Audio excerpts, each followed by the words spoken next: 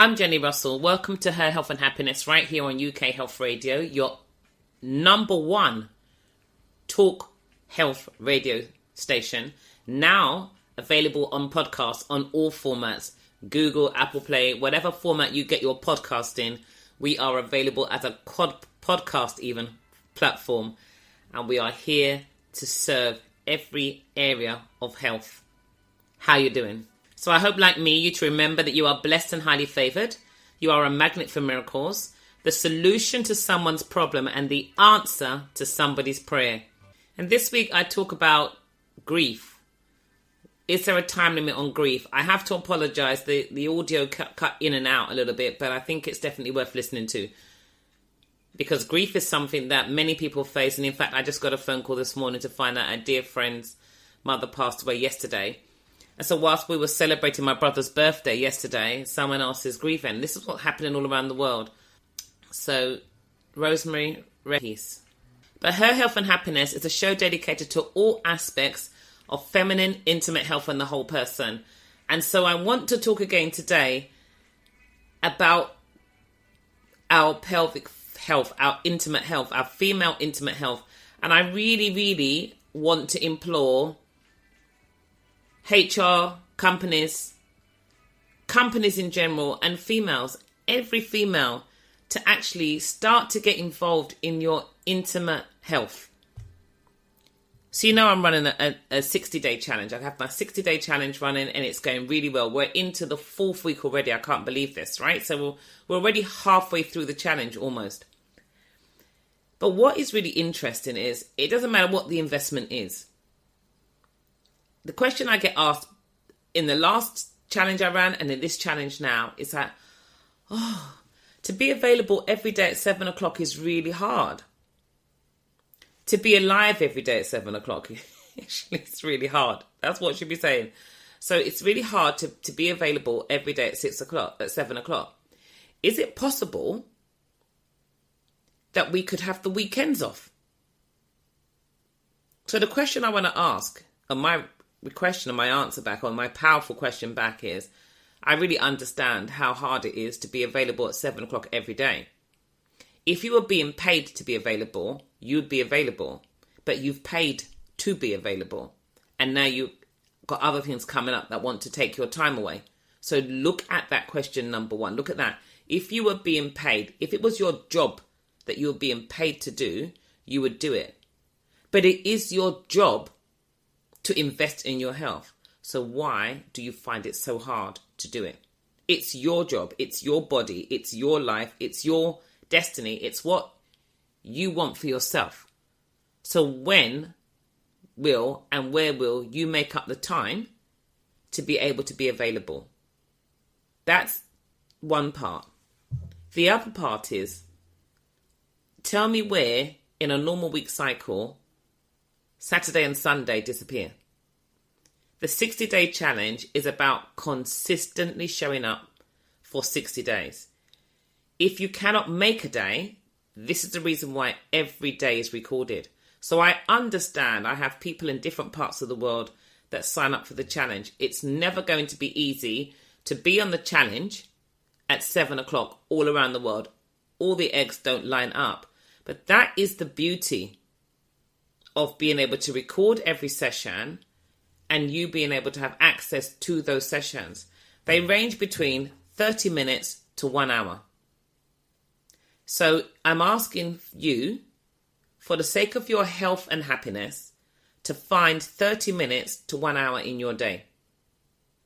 What I'm also asking you to do is to actually want to understand how your body works, so that it doesn't become sickness and or dis-ease or dysfunction that becomes the driver that makes you have to go, oh my God, I can't believe this has happened to me. The question that a lot of doctors hear and a lot of family members hear is, I don't even know how this happened. I don't understand how it happened. That's the point. Because we don't have time to spend looking after ourselves. We have no idea when we get slapped by a bus. But we get slapped. So 60 days allows you to consistently invest into your health and happiness. It allows you to understand why thoughts drive every other principle. The emotional response, the hormonal response, the organ response, what's happening inside comes out eventually. That's what it allows you to do. How it impacts the breath. How are you breathing? Everybody's breathing. Well, they think they are, but many people are hyperventilating or holding the breath. What is that telling the internal system in the body? How is the internal body interpreting your holding the breath? How does it interpret it? Well, it acidifies the body, which changes the pH, which changes the environment within.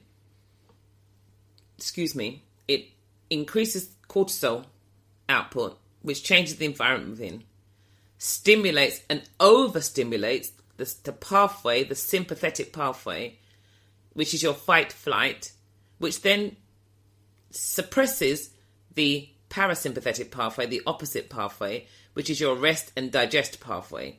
So rest and digest is suppressed, fight-flight is stimulated. The body is not going to say, oh my God, fight-flight means stay and fight, turn and run.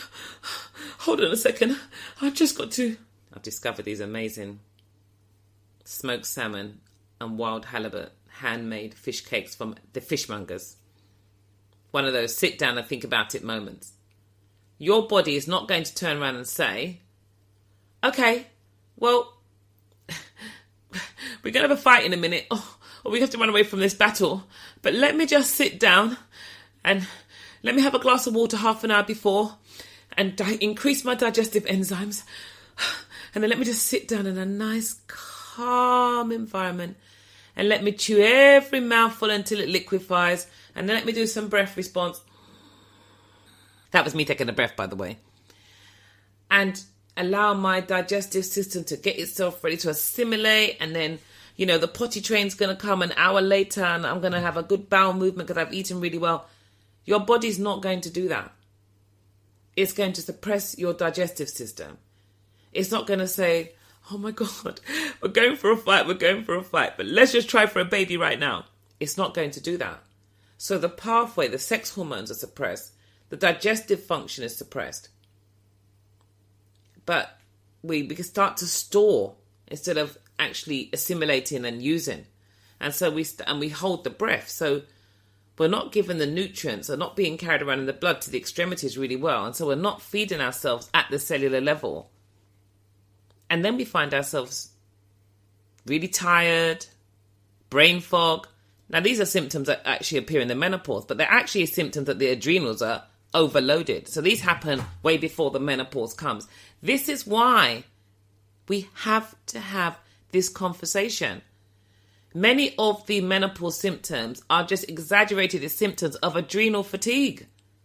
And adrenal fatigue, it hasn't got a medical class name. It's not recognized as a symptom, so therefore it's not recognized. But adrenal fatigue is real. You hear people say that stress is a silent killer.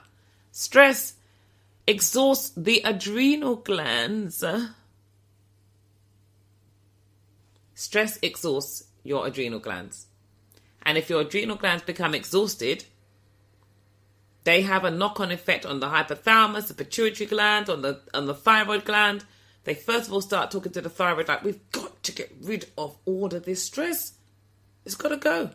So do me a favour, slow your roll. Don't work quite so hard until we can flush this stress out. So the metabolism, thyroid master regulator of your metabolism, just starts to regulate and change to deal with the stress that's in the body.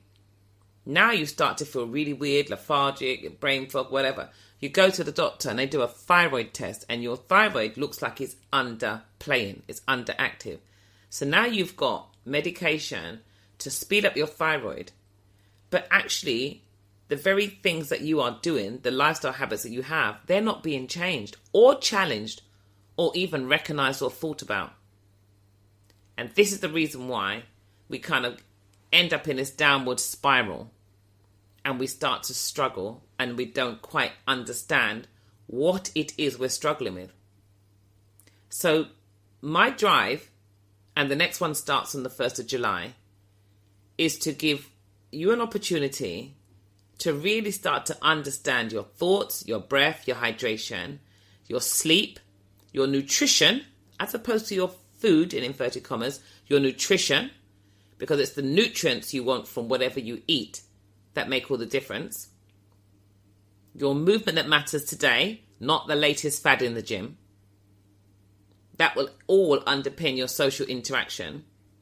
And then I've added an 8th principle, which I think needs to now be added, which is intimate health. Now, Dr. Zoe Williams was on This Morning Television last Thursday, I was at my mum's, looking after my mum.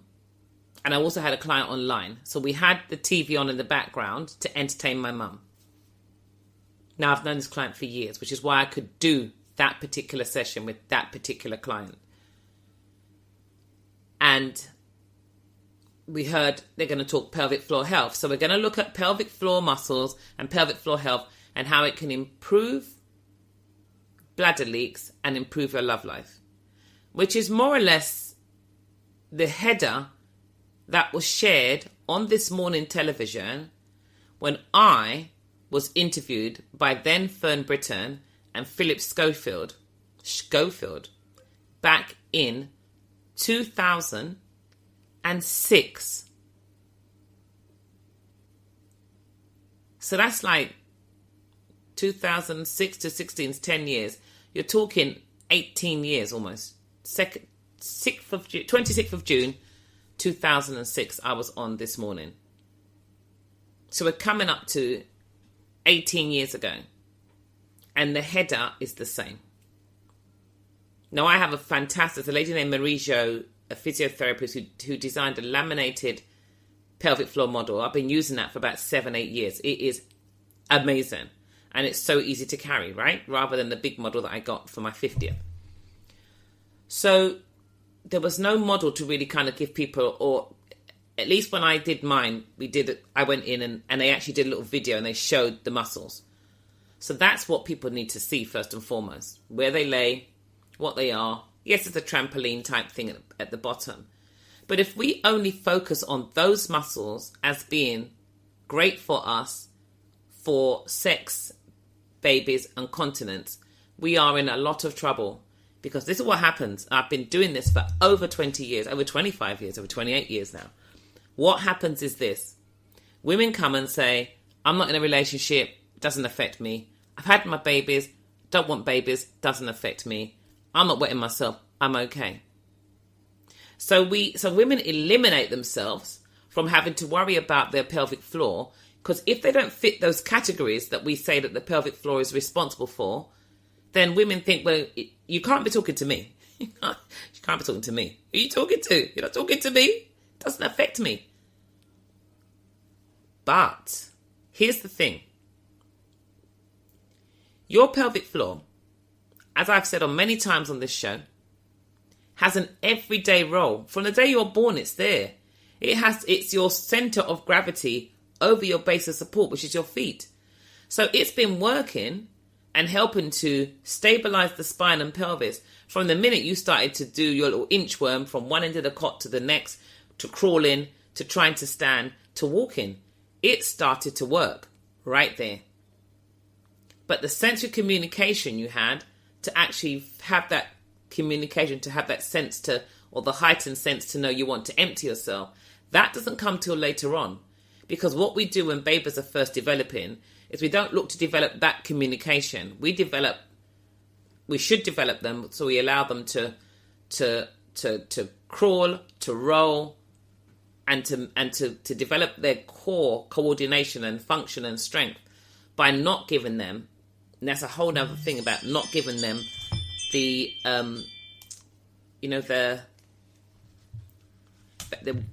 walkers on wheels, or hanging them from the door frame and trying to get them to walk too early, because that actually decreases their ability to be well coordinated. It affects their gait. It will affect their pelvic floor. It has a major impact, affects their posture and performance.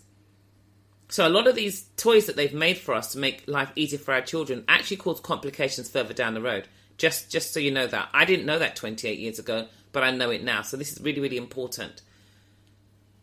So then we come to like 2.5 years and we start to help our children by teaching them to have that heightened awareness and associate that with wanting to empty. We put the potty in the middle of the front room. We do a great dance, and then the child knows, yeah, Mummy's really happy. I went to the toilet, not in my nappy. And they get that system. And so they build that up.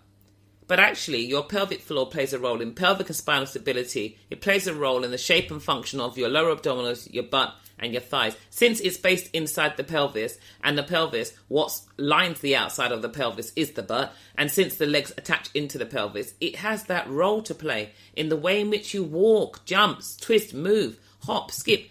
It plays that role and foremost. And then, if we start to tell ladies that actually there are 6 rewards for the pelvic floor: flatter abs, better shaped butt, better shaped thighs, improved posture, dry neck as always, great sex. Which one don't you want? Suddenly now, the pelvic floor becomes more... So what did you say? What? Improve my lower abdominal structure? Are you serious? What? Improve the way my butt looks? Come on. Does my butt look big in these? Does my butt look good in these jeans? Improve the contour and shape of my thighs? Are you serious? Improve my posture. So if I stand taller, by standing taller, immediately I appear leaner. If we slouch and go forwards, we appear wider. If we stand tall and we stand upright, as we should be stacked, pelvis over the feet and ankles, head and shoulders on top the head and neck on top the shoulders over the pelvis, we stand much better. The abdominal wall structure changes.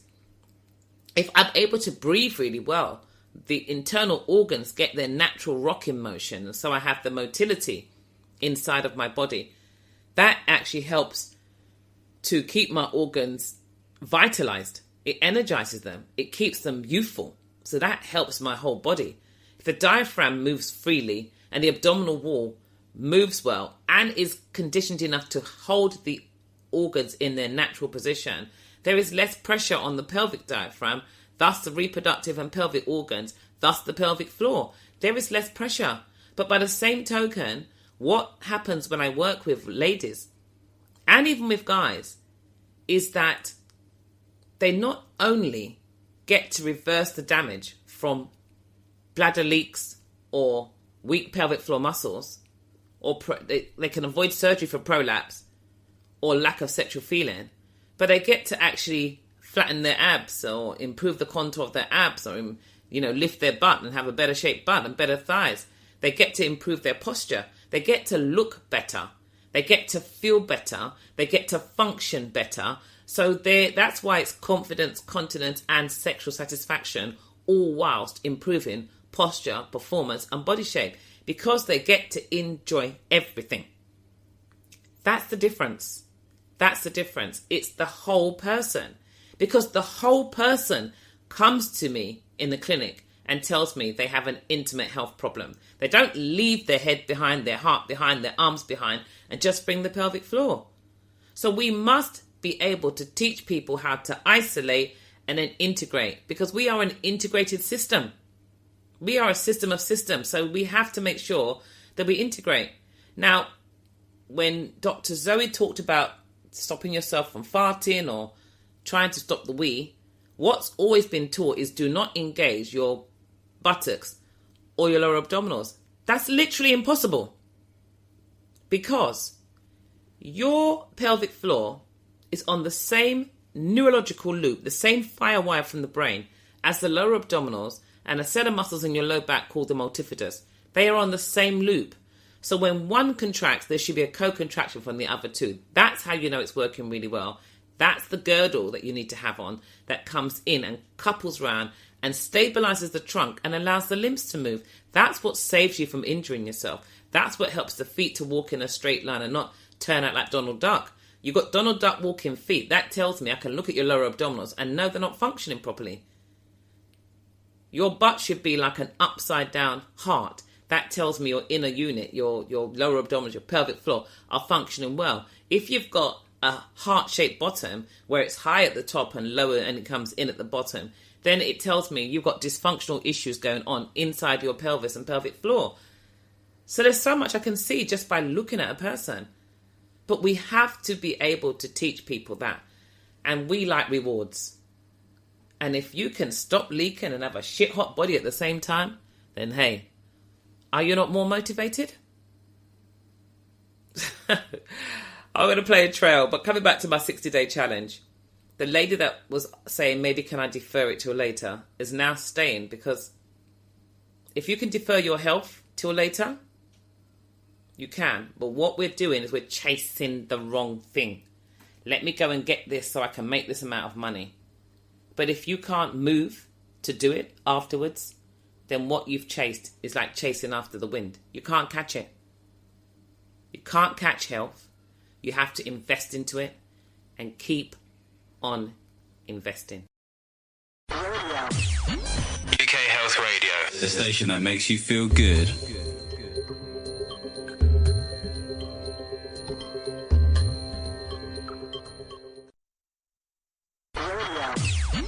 UK Health Radio, the station that makes you feel good.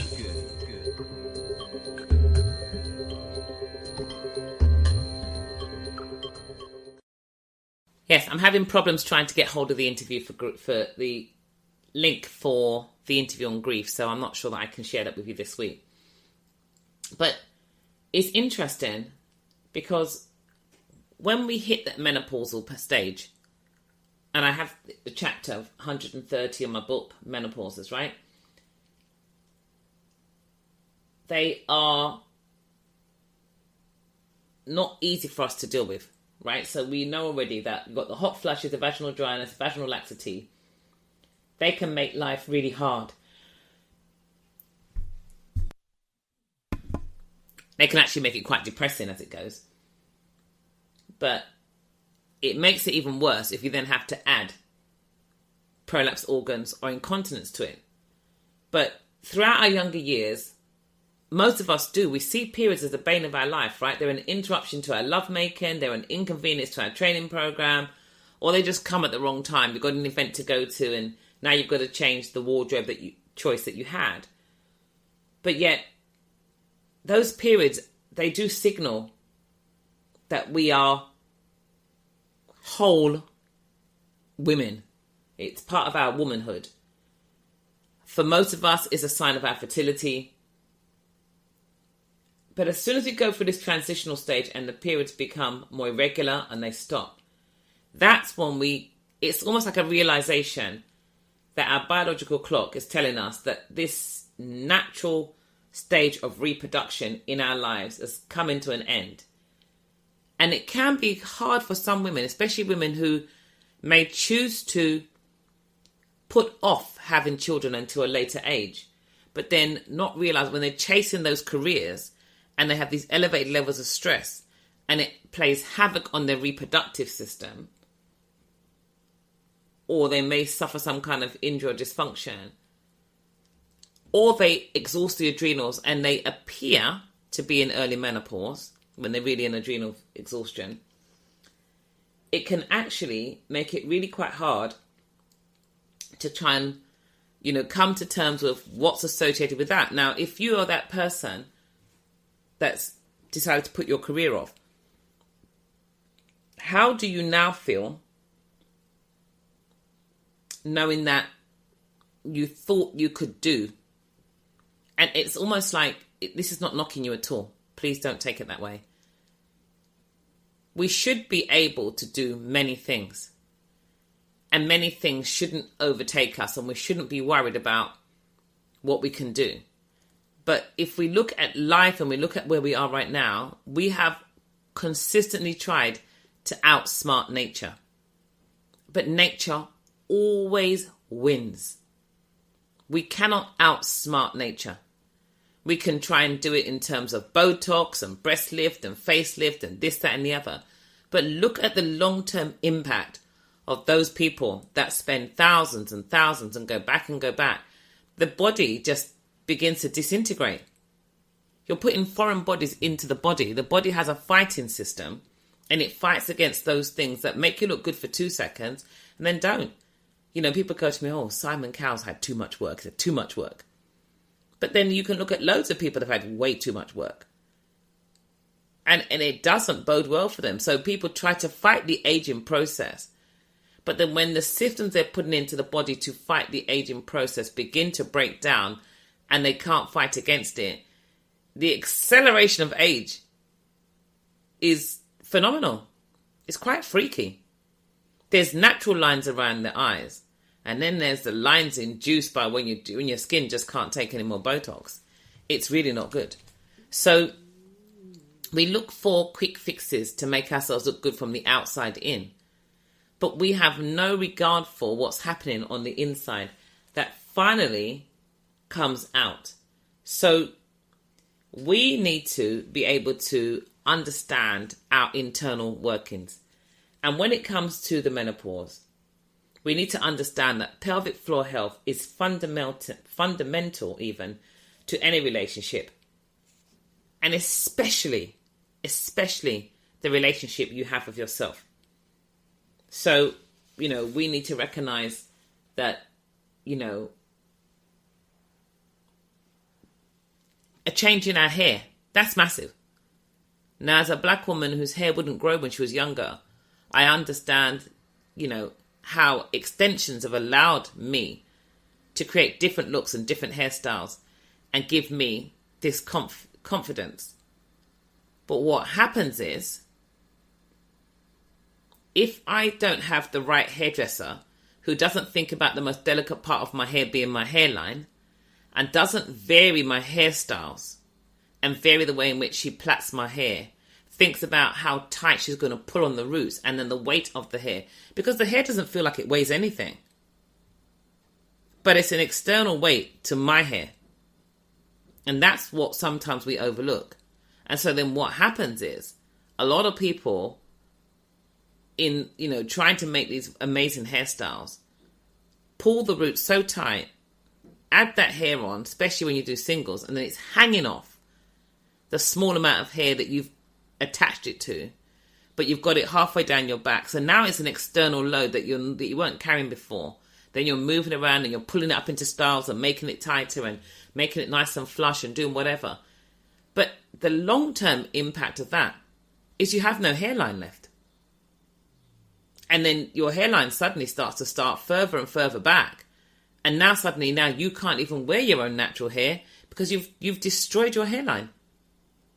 So it's just understanding what you're adding. And the reason why I'm using that analogy is because, let's look at the pandemic for the last 4 years.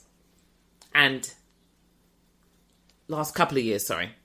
And when we were locked down for almost 2 years. And then people talked about the COVID weight. I'd actually not heard of COVID weight, but everyone says, well, I'll gain weight, because of the pandemic. But I'm like, no, I don't know. Because when I worked with the 11 women I worked with and a couple of guys that was on there, I told them that the very nature of what was being imposed upon us really brought home to life that your health must be your number one priority. The fact that you've now been forced to stay indoors means that you really must make it a priority.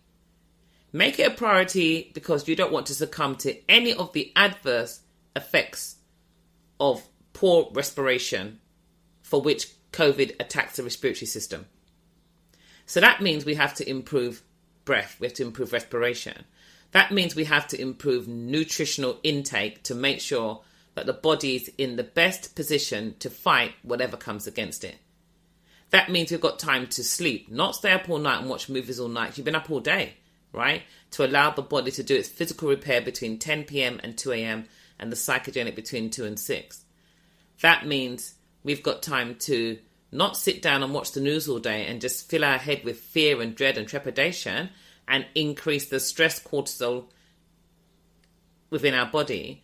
But we've got time to read and study and do different courses and blah, blah, blah, and actually build ourselves up and come out on the other side stronger, more informed, more knowledgeable, more energized, ready to go. Because that gives us the best opportunity to take advantage of all the opportunities that were made because of COVID. There were loads. But it's just about how you think, and it's just about what you decide to focus on. Because where the attention goes, the energy flows. And that is what happened for a lot of people. The attention went into the wrong things, into the scaremongering, into the fear, into the accusation and judgments about those people over there who are making my granny sick, and all of this stuff without any concrete evidence to actually say that was the case. And so they put themselves in positions that actually distress themselves. Now, when it comes to the menopause, there has to be a meeting of minds between the companies and what they put in place for you, and then you and what you bring to the table and what you know and understand about your body. Your body is your business, and your body and your business become the company's business you work for. And that company pays you to do a job, and they reward you with a salary monthly. They don't want to lose your expertise and experience, and you don't want to lose your remuneration or your position. So it makes sense for you to have a better understanding of how your body works and understand how to adjust it through this. In the same way, it makes sense for them to understand how the female body works differently to the male body, knowing that we're equal but not the same, and that they can make adjustments accordingly too. Because for every man that works inside a company, who runs the company, who has women in this company, who does all of these things, what they need to recognize is that they are the husband or the brother or the partner or the son or the nephew of a woman who will come to this period in her life when her biological clock tells her reproductive years are over, we're moving into a new season, and literally how that season will manifest in you is really the sum total of the seasons you've been through before, your menstrual season and your maternal season. That's what it's going to be. Your relationship season, the relationships you had with food, nutrition, sleep. It's going to be a sum total of all those things. Now, I had spoken to a wonderful guy in sales recently about this. And I asked him, I knew he was a father, and I asked him how many children he had. He said 3. I asked him if they were, how were the labour experiences? And he said they were all different. 2 emergency C-sections, and 1 had to have an episiotomy, a cut for a natural birth. That means this wife has had 3 different maternity experiences, pregnancy experiences. She's had 3 different childbirth experiences based on how these emergency C-sections came about, and obviously the type of cut she had and the healing will affect the way in which she will bond with the child after each experience. Then you've got to look at her postnatal experience, then her return back to work and how the first child bonds with the second child, her return to intimacy, 6 weeks, the husband's ready, what happens there? Then she returns to work and she's struggling at work and she feels that she's being judged and it's not really working and her mind is over here. And then she comes home one day and says to you, I don't want to go back to work anymore. They don't, they're not nice to me, whatever, etc. I'm going to leave. So now that extra remuneration coming into your house has been pulled. So now you've got to now pick up the slack and try and find a way to replace that money if you can. So now there's more pressure on you.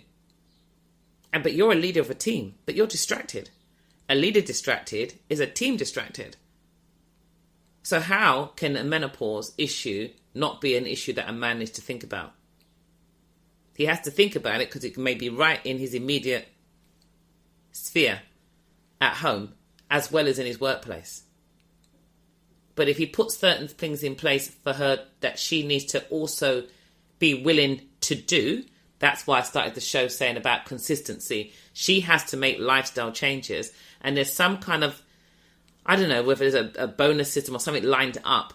It means he knows she's taking it seriously. She's not looking for him to make her life better. He knows she wants to live life better. And so therefore he will help to make that happen, seeing that she is doing it herself. That is what needs to happen with the menopause. That's where we need to get to.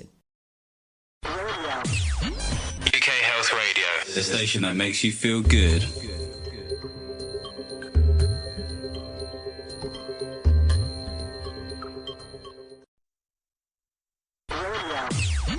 UK Health Radio, the station that makes you feel good.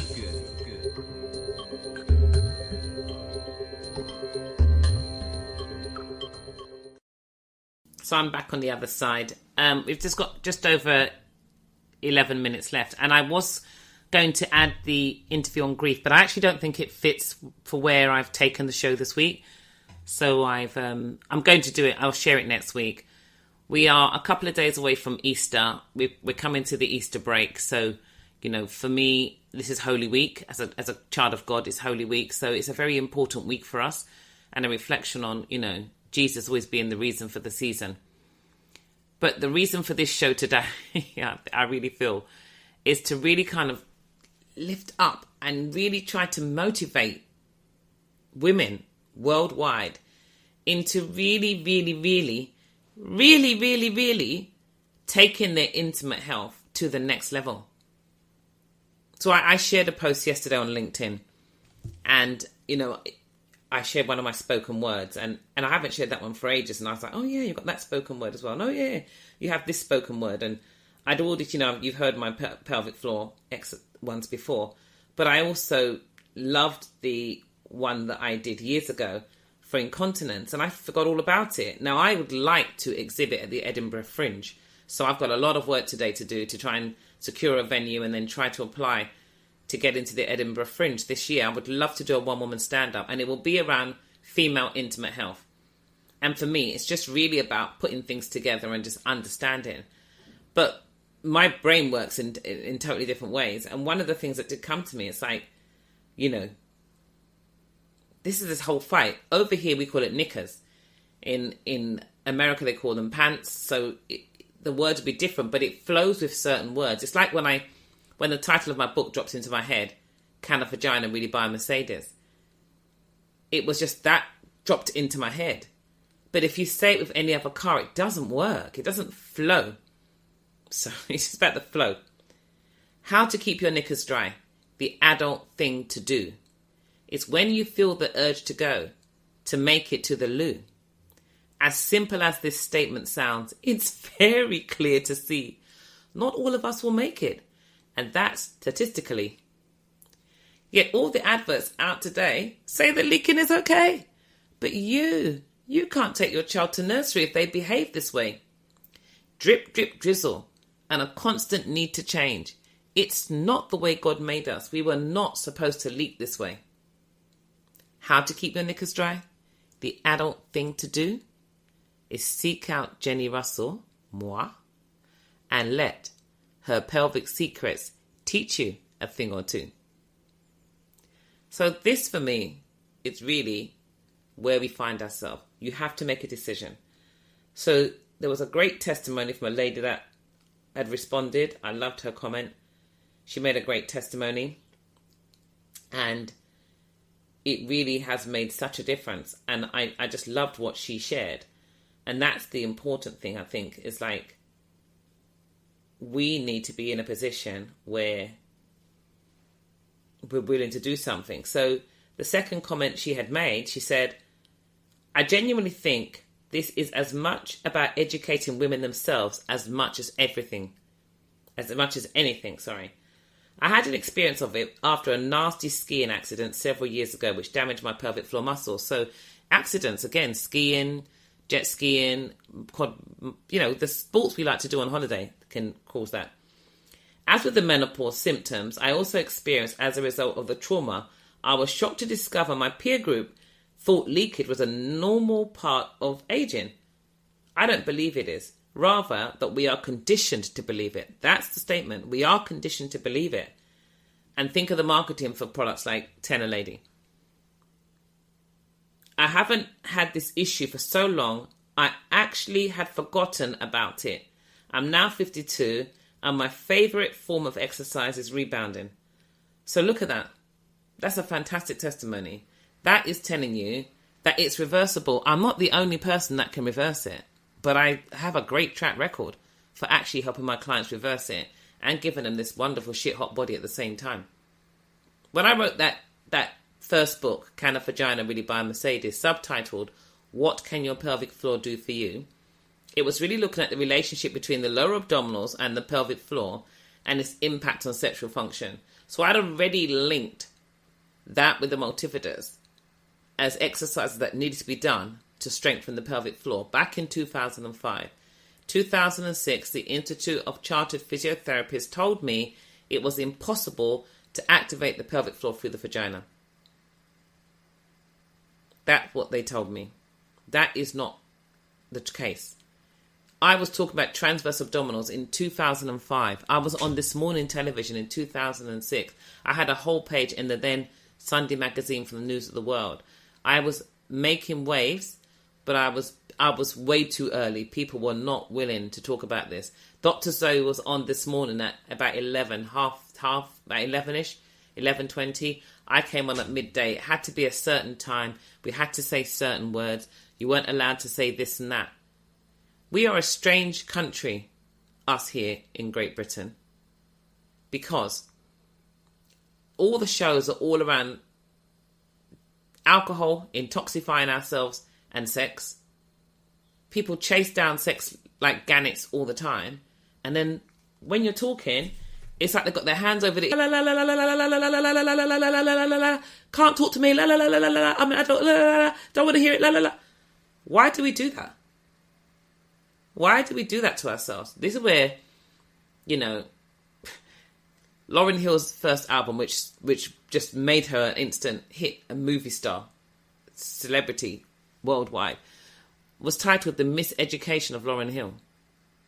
And actually, there is a miseducation of the pelvic floor. And the miseducation of the pelvic floor is the reason why there are so many women. Dr. Zoe said 60% of women is now believed to leak. 60% of the female population is now believed to leak. Well, I just ran the Brighton Marathon on Sunday, just gone. So that means, if I go by that analogy, 60% of the women that ran the Brighton Marathon, those coming up to run the London Marathon shortly, never had an opportunity of preventing themselves from wetting themselves. Now, of course, there were toilets along the way. But I know from when I did my poster presentation for the Royal College of Midwives back in 2013, that 79% of female runners would have emptied the contents of their bladder on themselves whilst they were running. So that means when they're doing the 6 months training, I did 5 weeks because, just like Superwoman, mad. When you're doing the training, preparing for the marathon, you're pounding. It's up to 7 times your body weight that goes through the pavement every time you strike the pavement. So if you have poor posture, poor gait, poor movement ability, then that pressure on the pelvic floor becomes immense. And you're going out running 5-6 times a week. You're putting miles and miles into your legs so you can get this race in at a good time. But at what cost to your intimate and therefore overall health? What is the actual cost to you, physically, emotionally, and sometimes relationally, to being able to run a marathon for a cause? Or just for the sake of it? We ran. My sister entered me. I had no intention. The first marathon I ever did was 1997, New York. My second marathon was 2012. That's like 15 years later, isn't it? 2007, yeah. 15 years later, I did London 2012. I did London 2013. Now I find myself running another marathon 10 years later. I have no intentions of running another marathon. That pressure on my body, I honestly don't need. Tennis is my first love, and I don't intend to lose it. I'm going to a wedding in St. Lucia in a couple of weeks. I don't intend to struggle. And I didn't. By God's grace, I've come out. I'm fine. I went for a massage yesterday. I feel fantastic, which is that's only to the glory of God. So it's being able to understand the things you have to put in place. It's knowing that I could run walk that 26 miles and not have a weakness in my bladder that would cause me to leak. Didn't have to use the toilet once I got going. And I managed to finish that race. And then when we got back home later on is when I used the bathroom. It's knowing that those things can be put in place, but they're not easy to do. But you have to have the right education and the right tools. So the miseducation, that's what I think I should call it, really. Lauren Hill, can I do that? Use your first part of your title and call it the miseducation of the pelvic floor. Because the miseducation of the pelvic floor is the reason why 60% of women, according to the latest statistics, are leaking. The one I had last year with Control did that with a control group of 2,000 women in July last year. 79% of women over the age of 40 said they struggle with a bladder leak. 79% of women over the age of 40. Well, this age demographic, apparently the next 5 years, are going to be the biggest female demographic in work in history. So we've got some serious work to do if we want to make sure that men have the confidence to promote women into powerful positions. And women can do the job. And we, more than anything else, remain our biggest cheerleaders. Because the worst thing that can happen is a woman in power who doesn't leak like myself, who doesn't have any postural issues, who turns around and tells her colleagues, well, it's okay for me, so why can't you do it? We are all fearfully and wonderfully made and individually made up. Please don't do that to your female colleagues. Support them. Try to have a level of empathy, because your experience and their experience are two different things. And if they're struggling in the workplace, I guarantee you they're struggling at home. And so we need to bring an amalgamation together and have a safe space for them to be able to have the conversation, have access to the tools, but also for them to commit to doing something. If the workplace gives you everything, you can take it or leave it. One of my clients has paid £600 for 60 days and is still saying, can I defer it? So if you don't pay, you don't pay attention. So there has to be something put in place. I do believe that is the fairest way to do it. And that way, when there's an investment from both parties, the outcome is fantastic. My time is fast spent. I hope you have the most amazing Easter. We're preparing for a detox for next week. But until next week, in pelvic floor health and happiness, if you want to find me, Jenni with an I, Jennifer minus the F-E-R, Juliet Echo November India, Jenni Russell on LinkedIn and Facebook. You can find me on Instagram and Twitter and TikTok at Pelvic Secrets. You can email me pelvicsecrets@icloud.com, or you can call me 0207 291 4499. Until next week, stay blessed, stay well, stay healthy.